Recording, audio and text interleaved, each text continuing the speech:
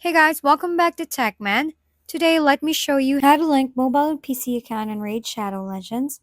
If you want to play Raid Shadow Legends on both mobile and PC, the key is using a Plarium ID. First, keep in mind that you can merge two existing accounts. Each account has its own data, so you have to pick which one you want to use. Once you have a Plarium ID, it stores your game progress and lets you access the same account across devices. That means you can start on mobile and continue on PC or vice versa without losing anything.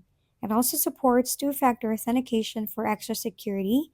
The important part is to make sure only one account is linked to the Plarium ID so there's no confusion about which progress is saved. After that, you just log in with your ID on any device and your game will stay synced automatically. Cross platform play has never been easier. If we've been helpful, kindly give us a thumbs up and don't forget to hit the subscribe and bell button for more contents. For any questions and suggestions, comment down below.